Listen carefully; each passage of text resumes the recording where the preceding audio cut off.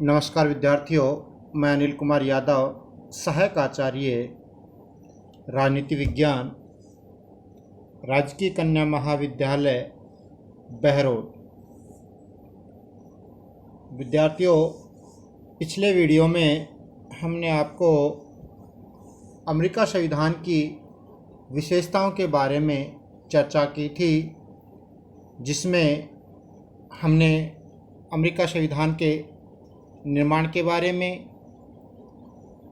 America संविधान लिखित और निर्मित संविधान है, अमेरिका संविधान सर्वाधिक संक्षिप्त संविधान है संसार का, और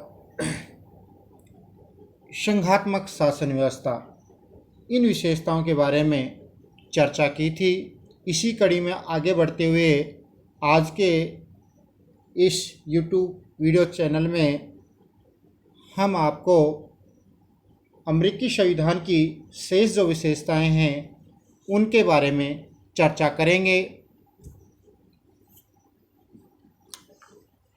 अगली जो विशेषता है अमेरिकी संविधान की, वो है मूल अधिकारों की व्यवस्था। मूल अधिकारों की विशेषताएं। चूंकि विद्यार्थियों, मूल संविधान के अंतर्गत अमेरिका संविधान में मूल अधिकारों की व्यवस्थाएं नहीं की गई थी। जब हमने बताया आपको कि अमेरिका का जो संविधान है वो सर्वाधिक संक्षिप्त संविधान है और सर्वाधिक कठोर संविधान है, उसके संविधान में आसानी से संशोधन नहीं किया जा सकता। उसी श्रेणी को देखते हुए हम बात करें जो संविधान में संशोधन के अंतर्गत, तो अमेरिका के संविधान में प्रथम 10 संविधान संशोधन के द्वारा 1791 में मूल अधिकारों का समावेश किया गया। मैं शुरू में आपको बता चुका हूं कि मूल संविधान के अंतर्गत अमेरिका के नागरिकों के लिए मूल अधिकारों की व्यवस्था वहाँ के संविधान में नहीं की गई थी। प्रथम 10 संविधान संशोधन के माध्यम से 1791 में वहाँ के नागरिकों के लिए मूल अधिकारों की व्यवस्थाएं दी गई। इस प्रकार से अमेरिका के संविधान में भारत की तरह ही मूल अधिकारों की व्यवस्था की गई है। अगली बात करें अमेरिका के संविधान के बारे में, वो है कि अमेरिका संविधान में द्विसदनीय व्यवस्थापिका की व्यवस्था की गई है। आपको पहले बता चुका हूं कि अमेरिका व्यवस्थापिका को कांग्रेस के नाम से जाना जाता है। तो अमेरिका में कांग्रेस के 2 सदन हैं। प्रथम सदन जिसका नाम प्रतिनिधि सभा और द्वितीय सदन जिसका नाम है सीनेट।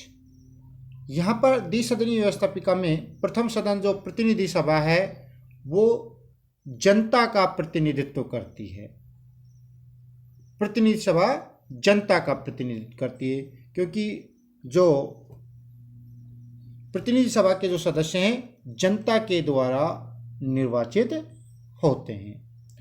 अब बात आती है द्वितीय सदन की। द्वितीय सदन के अंतर्गत जो है वो राज्यों का प्रतिनिधित्व करता है, जिसको हम सीनेट कहते हैं। अमेरिका के अंतर्गत जो द्वितीय सदन है व्यवस्थापिका का, अर्थात कांग्रेस का, वो राज्यों का प्रतिनिधित्व कर रहा है।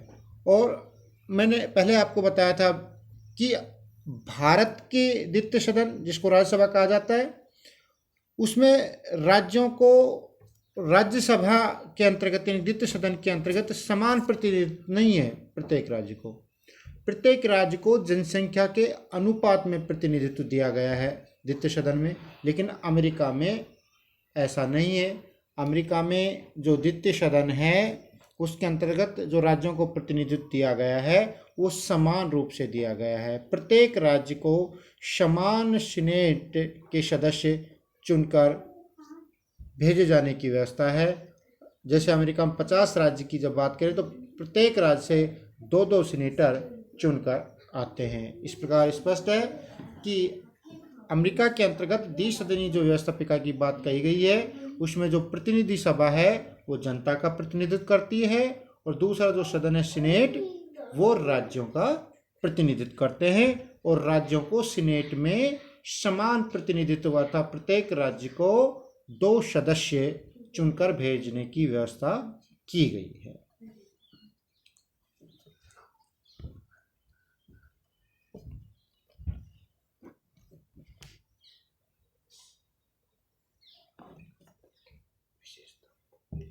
अब बात करते हैं हम अगली विशेषता की, शक्ति पृथक्करण का सिद्धांत। शक्ति पृथक्करण का सिद्धांत की व्यवस्था किस तरीके से अमेरिका संविधान में लागू होती है, तो इससे पूर्व हम शक्ति पृथक्करण सिद्धांत को समझेंगे। शक्ति पृथक्करण का सिद्धांत मॉन्टेस्क्यू ने अपनी पुस्तक द स्पिरिट ऑफ लॉज में इसको स्पष्ट किया गया था। शक्ति पृथक्करण सिद्धांत के अंतर्गत जब बात करें तो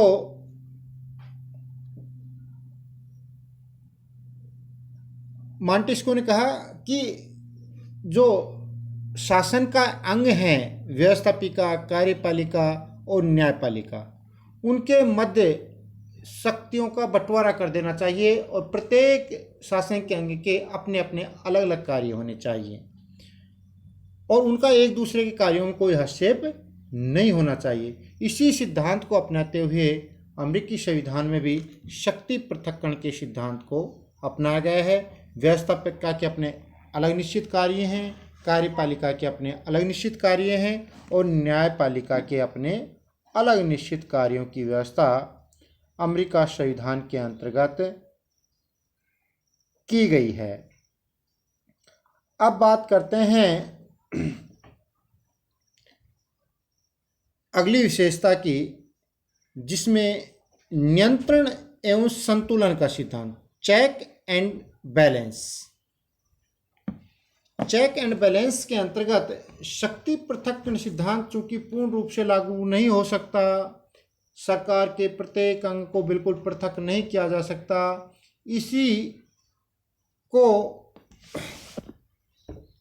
सही रूप में लागू करने के लिए अमेरिका संविधान में नियंत्रण एवं संतुलन के सिद्धांत को अपनाया गया है, जिसके अंतर्गत सरकार के जो 3 अंग हैं, व्यवस्थापिका, कार्यपालिका और न्यायपालिका, जिसके अंतर्गत प्रत्येक अंग का एक दूसरे पर नियंत्रण की बात कही गई है।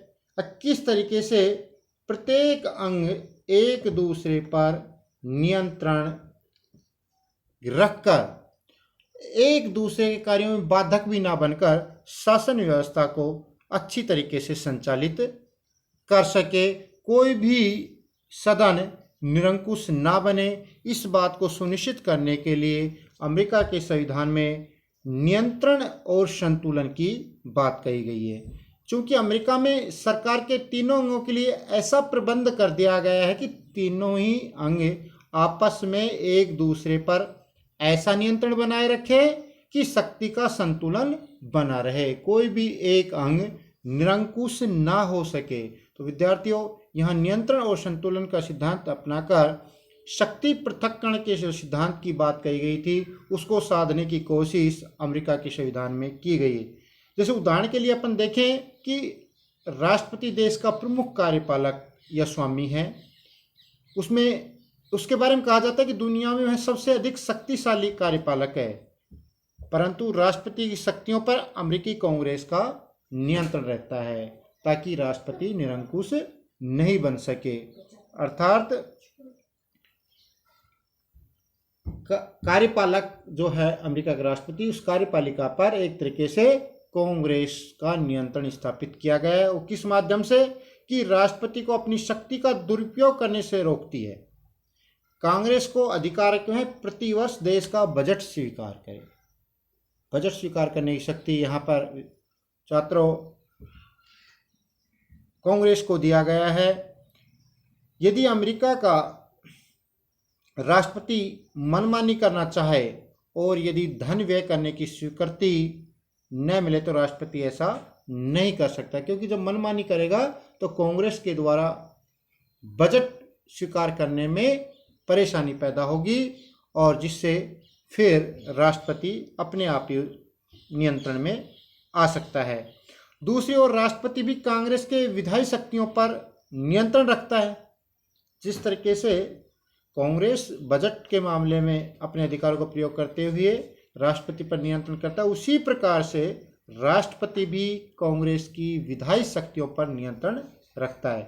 कांग्रेस के द्वारा पारित सभी विधेयकों के लिए जरूरी है कि कानून बनने से पहले राष्ट्रपति उन्हें स्वीकृत करे, अर्थात वहाँ की जो कांग्रेस है, यहाँ की जो व्यवस्थापिका, उसके द्वारा जो भी विधेयक पारित किए जाते हैं वो तब तक कानून नहीं बनते जब तक कि राष्ट्रपति हस्ताक्षर नहीं करे। तो कांग्रेस की विधायी शक्ति पर राष्ट्रपति का भी अंतिम रूप से एक तरीके से नियंत्रण होता है।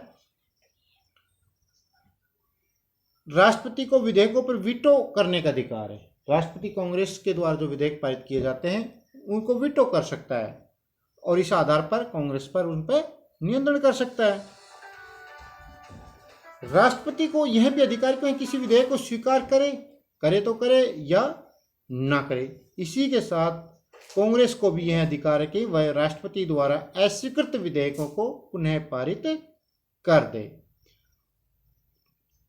तीसरी बात, जब हम बात करें विधायिका तथा कार्यपालिका पर, न्यायपालिका का भी नियंत्रण होता है। न्यायपालिका है विधायिका तथा कार्यपालिका दोनों के कार्यों पर का पुनर्निरीक्षण कर सकती है, पुनर्जांच कर सकती है। यदि उनके संविधान के विरुद्ध है तो उन्हें असंवैधानिक घोषित कर सकती है। इस प्रकार हम देखते हैं कि अमेरिका में नियंत्रण व संतुलन की व्यवस्था की गई है। तो यहाँ नियंत्रण एवं संतुलन का सिद्धांत काफ़ी महत्व रखता है। ये मुख्य विशेषताओं में अमेरिका के संविधान के अंतर्गत आता है कि किस प्रकार से किसी भी एक अंग को निरंकुश बनने से रोकने के लिए किस तरह एक अंग दूसरे के ऊपर नियंत्रण रखते हैं। व्यवस्थापिका का कार्यपालिका पर क्या नियंत्रण है, कार्यपालिका का व्यवस्थापिका पर क्या नियंत्रण है। जैसा आपको पूर्व में बताया है कि कार्यपालिका यानी कि राष्ट्रपति पर व्यवस्थापिका का नियंत्रण है, क्योंकि व्यवस्थापिका अर्थात कांग्रेस बजट के मामले में शक्ति रखता है। कार्यपालिका के लिए बजट जारी करने के लिए कार्यपालिका को व्यवस्थापिका पर निर्भर रहना पड़ता है। इसी तरीके से व्यवस्थापिका भी एक तरीके से कार्यपालिका के नियंत्रण में रहती है, क्योंकि व्यवस्थापिका के द्वारा जो भी विधेयक पारित किए जाते हैं वो तभी कानून बनते हैं जब राष्ट्रपति उन पर हस्ताक्षर कर देता है। राष्ट्रपति उन विधेयकों को वीटो कर सकता है, उन्हें अस्वीकार कर सकता है। तो इस प्रकार से व्यवस्थापिका और कार्यपालिका एक दूसरे पर नियंत्रण और संतुलन स्थापित करते हैं।